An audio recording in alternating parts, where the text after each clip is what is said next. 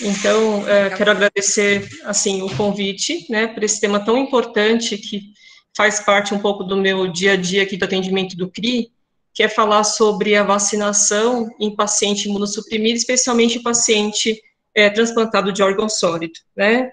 Então, quero parabenizar vocês por essa iniciativa, falar de vacinação num momento tão importante que estamos vivendo agora, né. Então, como introdução, o transplante de órgãos vem crescendo, né, no nosso país, no mundo, e as infecções, muitas delas levam, além do risco de óbito, leva também ao risco de perda do enxerto, e muitas dessas infecções são imunopreveníveis. Então, por esse motivo, é importante enfatizarmos a importância da vacinação. A resposta vacinal no transplantado, ela é heterogênea pelo fato de haver tipos diferentes de transplantados, de transplante, que usam drogas diversas, né, e os trabalhos que têm publicados, geralmente são com N pequeno de pacientes, né, com uma resposta variável, né, que vai depender, como eu falei, do tipo de transplante ou do uso de determinado imunossupressor, alguns com mais imunossupressão, como o transplante de pulmão, né. Então, isso é para chamar a atenção da importância de vacinar esses pacientes antes de transplantar. Então, mesmo que esteja em fase final, né, de terminal do órgão, em estágio mais avançado, ainda é melhor do que vacinar no pós-transplante, devido a isso que eu expliquei. E além da resposta pode ser um pouco inferior, né, comparado à fase inicial da doença, também os anticorpos, especialmente os anticorpos, eles podem não persistir, então eles declinam mais rapidamente, devido a tudo essa questão da resposta imune alterada, né, pelo uso do imunossupressor.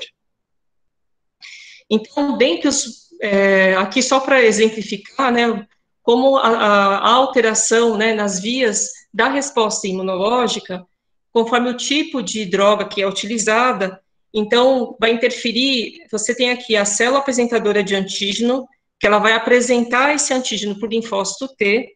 Quando usa, conforme o tipo de medicação, de imunossupressor que está sendo utilizado, ele vai interferir em vias que levariam à produção aqui como exemplo, os inibidores da calcineurina, então, levaria a uma diminuição das interleucinas, então, diminuindo a resposta imune.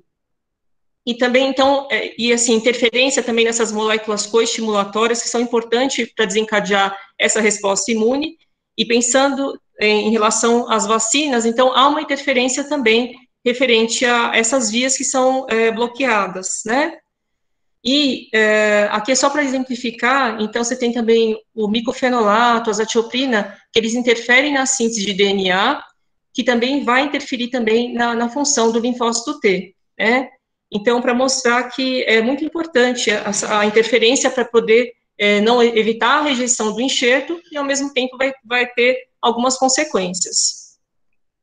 Então, quando iniciar ou completar a vacinação no pós-transplante? Estamos falando agora do pós-transplante. Então, o que sabemos, né, frente aos dados de literatura? Então, de acordo com... Aqui tem um timeline. Então, nos primeiros 30 dias após o transplante, então, há o uso, né, uma intensificação do uso do imunossupressor, ou imunossupressor em doses mais elevadas. Então, não é o momento adequado de vacinarmos. Aí, a partir de 30 dias, alguns autores colocam para utilizar em situações sazonais a vacina influenza.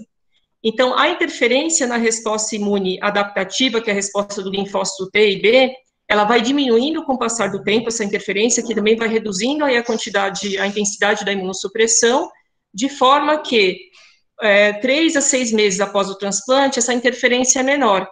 Então, o melhor momento de vacinar esse paciente seria 3 a 6 meses após o transplante, alguns colocam como 2 a 6 meses, né, isso chamando a atenção da vacina influenza. Porque, se for feito mais precocemente, alguns autores recomendam que repita nesse período de 3 a 6 meses ou 2 a 6 meses. E não vacinar quando houver uma intensificação da imunossupressão por exemplo, durante o tratamento da rejeição ao enxerto. Então, quais são as vacinas que o transplantado ou candidato a transplante de órgãos pode receber? Então, vamos falar um pouco dos tipos de vacinas. Então, a gente podia classificar, de forma mais simples, em vacinas não vivas e vacinas vivas. Então, o candidato a transplante, ele pode estar recebendo tanto as vivas quanto as não vivas, só com uma ressalva. As vivas, elas devem ser feitas até 4 semanas antes do transplante, porque senão, se ele fizer com um período mais curto, por exemplo, uma vacina como a varicela, ele pode estar no período de viremia e aí ter consequências pelo uso da imunossupressão intensa e levar às consequências com riscos de eventos adversos graves, né? Então, as vacinas vivas não devem ser feitas, são contraindicadas no transplantado, devem ser administradas, então, até 4 semanas antes do transplante, mas elas podem ser administradas para os conviventes, que eu vou falar no próximo slide. Das vacinas não vivas, elas podem ser feitas tanto antes quanto após o transplante. Se feitas antes, idealmente 14 dias antes, para não ter esse efeito importante da imunossupressão. Então, você tem as vacinas em azul, eu detalhei aquelas que são disponibilizadas pelo Ministério da Saúde nos CRIs.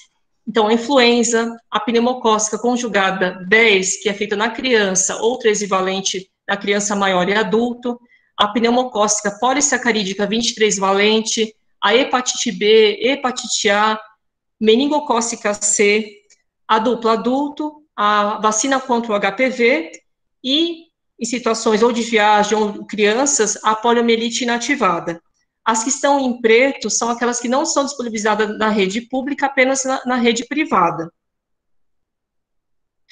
Então, em relação à vacinação dos conviventes, qual que é a orientação? Então, devemos procurar atualizar o cartão de vacina nos momentos de consulta, no pré-transplante desses familiares, né?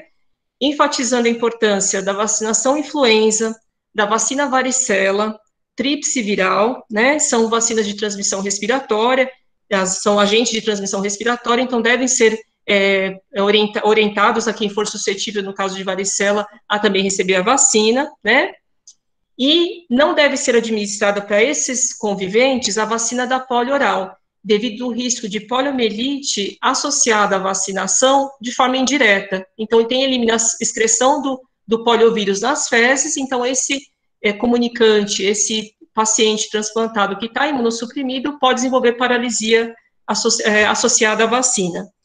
Outra coisa que também para chamar a atenção, que eu vou falar um pouco nos eventos adversos, é que a varicela dificilmente ela leva uma apresentação de um exantema. Caso o convivente apresente esse exantema, a orientação é ele ficar isolado, porque há risco de transmissão. Diferente da tríplice viral, que se houver um exantema pós-vacinal, ele não está associado com transmissão. Outro dado também é referente à vacina do rotavírus, que é feito para as crianças pequenas, de 2 meses e 4 meses. Se, por exemplo, esse familiar for um imunossuprimido, haver cuidado na troca de fraldas pela excreção do vírus nas fezes. Então, a orientação que mais ou menos de 2 a 4 semanas, um exemplo, se for uma mãe, né, um pai, ou avó, enfim, lavar bem as mãos ou utilizar luvas na troca de fraldas. Então, vou falar um pouco de cada vacina, enfatizando pontos importantes aí referente ao transplante.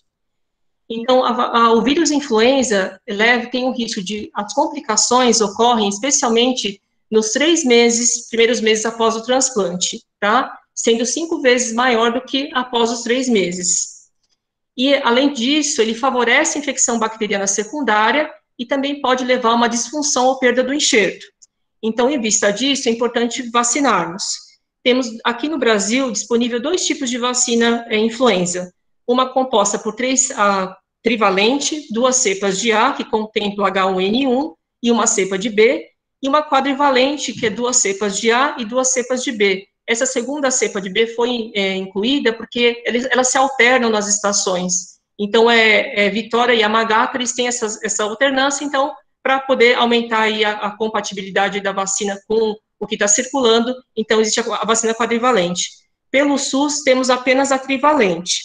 Então, chamar a atenção, então, que a vacina o vírus influenza é uma vacina não viva, pode ser administrada antes, durante, quero dizer, e após o transplante.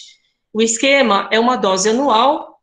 As crianças que são vacinadas pela primeira vez, menores de 9 anos, devem receber 2 doses. A vacinação, o impacto da vacinação no primeiro ano pós-transplante é descrito o menor risco de rejeição e também de óbito com essa medida de vacinação. Porém, a imunogenicidade, ou seja, a resposta imune que a vacina leva, devido a todos os fatores que eu mencionei inicialmente, ela varia de 15% a 95%, a depender do tipo de transplante e da imunossupressão utilizada. Para melhorar a imunogenicidade, alguns estudos utilizaram altas doses das cepas, né, do antígeno, por via intradérmica. Comparando com a dose convencional intramuscular, não foi mais imunogênica. O que não temos disponível aqui no nosso meio é o high dose, que seria a quantidade 4 vezes maior da cepa, né, do antígeno da H1, H3, que faz parte da vacina, tendo uma melhor resposta em idosos, mas ainda sem dados em transplantados. A vacina pneumocócica.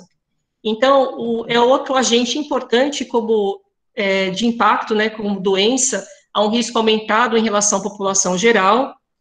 Porém, a epidemiologia, quais são os sorotipos que acometem no pós-transplante, ela é pouco conhecida. Então, das vacinas disponíveis, então, a pneumocócica conjugada 10 valente é só utilizada para crianças menores de 5 anos. A conjugada 13 valente é para os maiores de 5 anos, sem limite de idade. E a polissacarídica 23 valente a partir dos 2 anos de idade. Então, a diferença entre elas, então, quando eu utilizo uma vacina conjugada, ou seja, eu estou associando ao polissacarídeo do pneumococo uma proteína, isso vai levar a uma resposta T-dependente. O que significa? Eu tenho a produção de células B de memória, com anticorpos com maior afinidade, e também posso garantir uma proteção mais prolongada, uma resposta mais duradoura.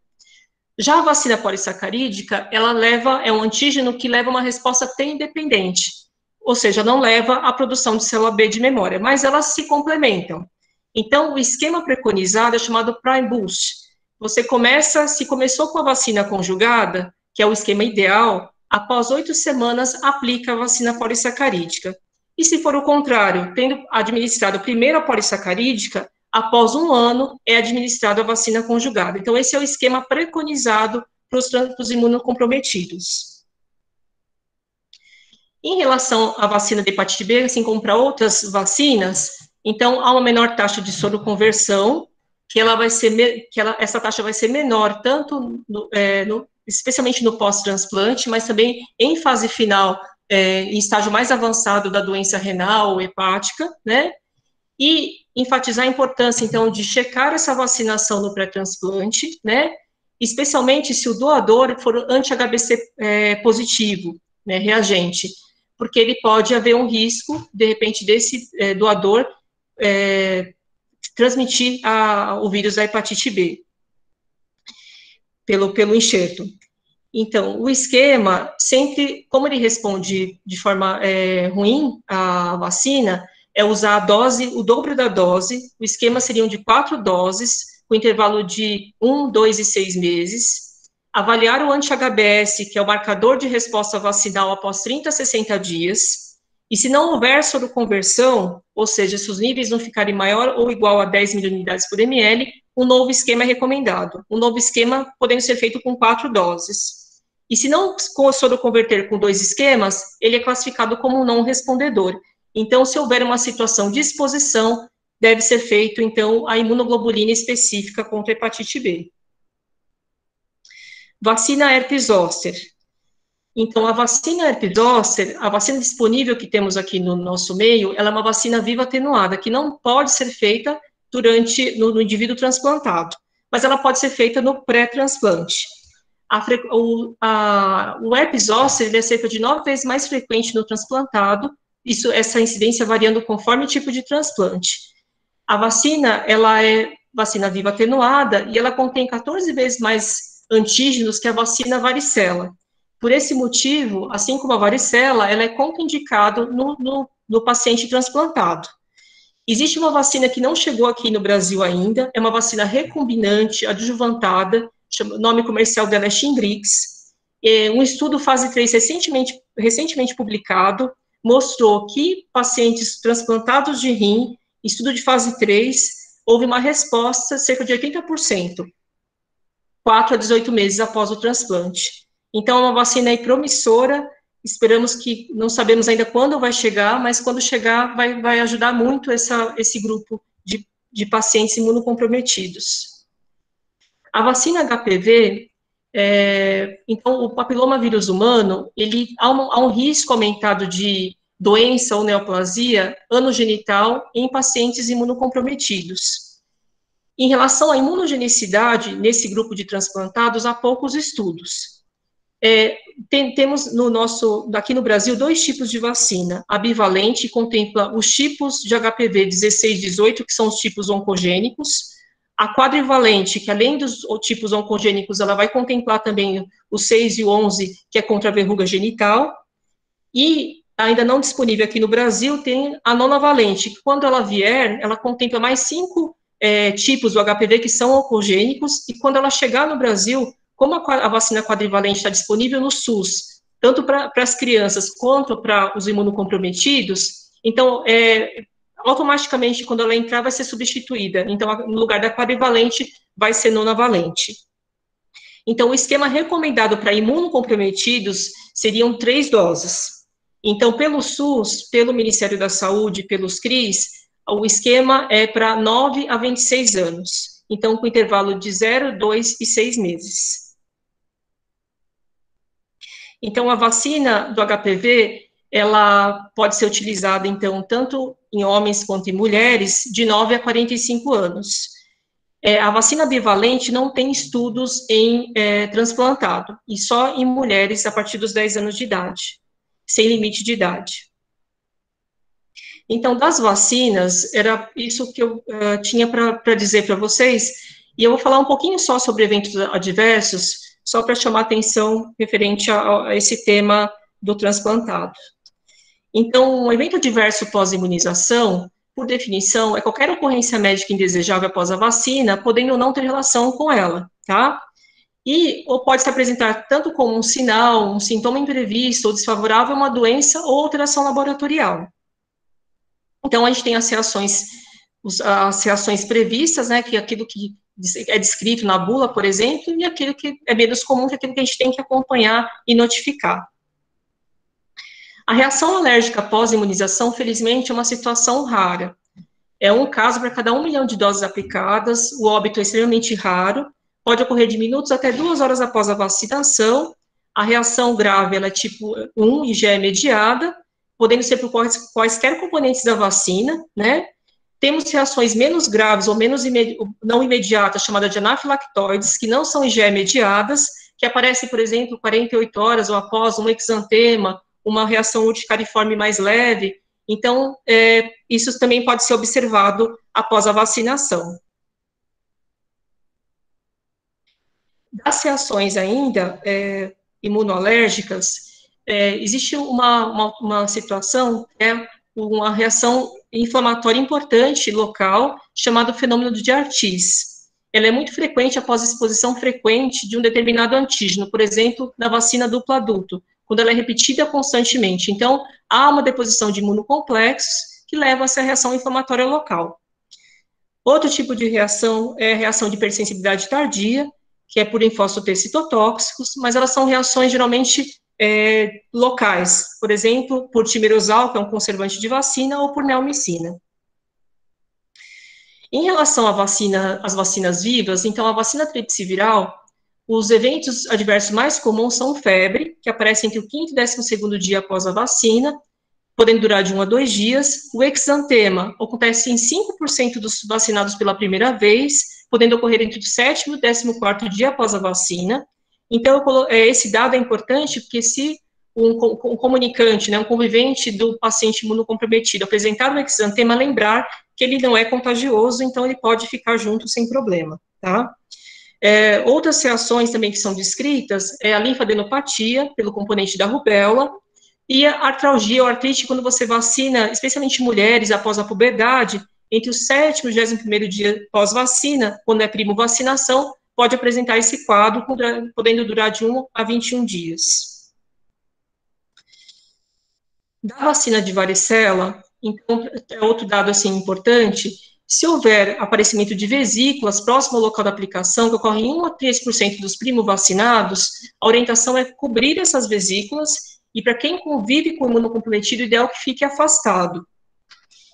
Da mesma forma, se surgirem exantema com lesões da varicela. Quando as lesões são pela vacina, pelo agente vacinal, elas são em número pequeno, de 2 a 5, são fora do local da aplicação, com características mesmo de maculopapulares ou vesiculares, que aparecem entre o 5º e o 26º dia após a vacinação, e é observado em 3 a 5% dos casos.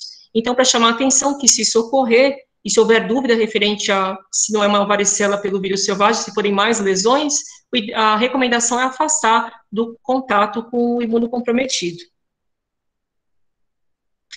A vacina febre amarela, ela é uma vacina também bem tolerada, segura.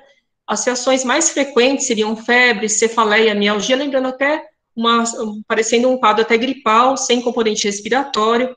Acontece em menos que 4% dos primo-vacinados, podendo permanecer até 3 dias.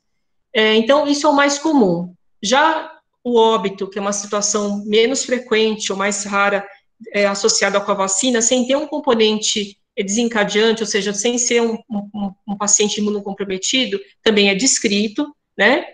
E, no caso do imunocomprometido que, de forma inadvertida, recebe a vacina, há um risco também de ter uma febre amarela, uma doença bacilotrópica aguda, que é a apresentação da febre amarela no indivíduo que foi vacinado, por exemplo, podendo levar com risco aumentado de óbito. Então, é para chamar atenção que a vacina febre amarela não deve ser administrada no indivíduo transplantado. Então, acho que esse era o meu último slide. Eu quero agradecer, então, a oportunidade e estou aqui à disposição se houver dúvidas. Obrigada. Obrigada, Alessandra. Foi uma super revisão aí, não só dos tipos, mas das indicações das vacinas.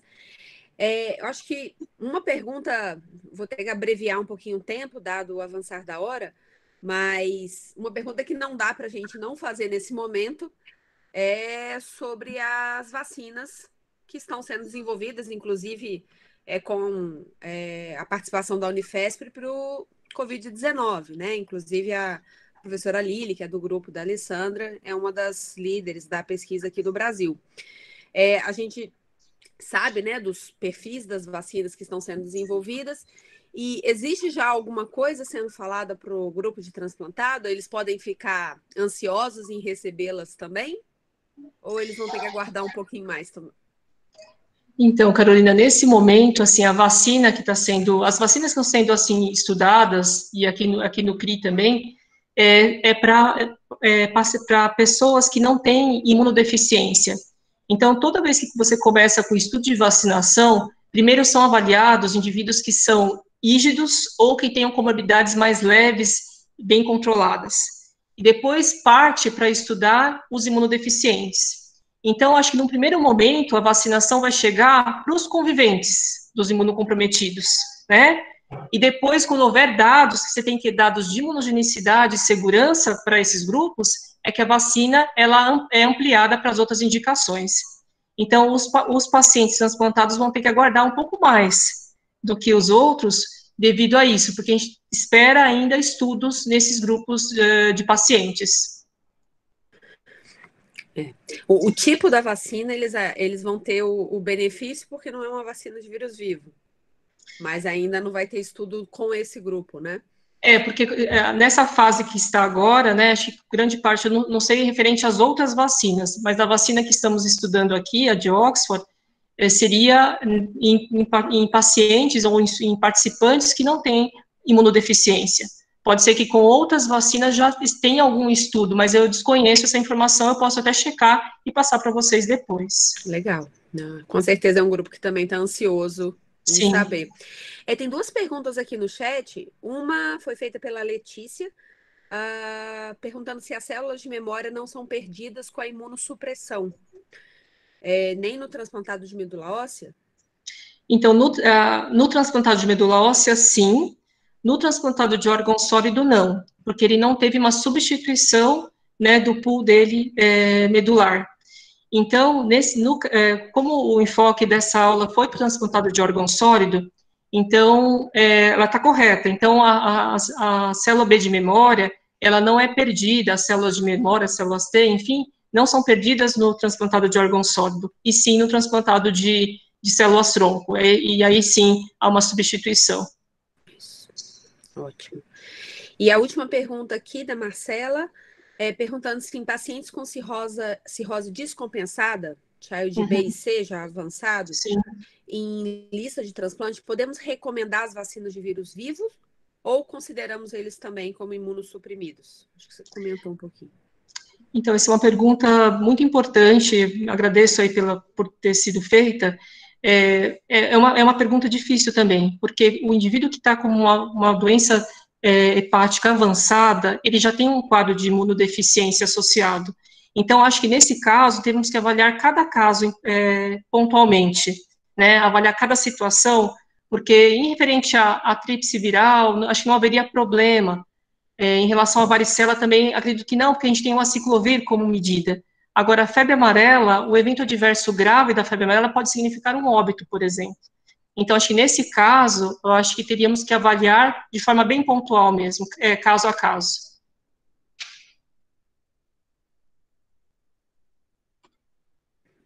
Alessandra, muito obrigada pela sua participação. Você pode só interromper o compartilhamento da tela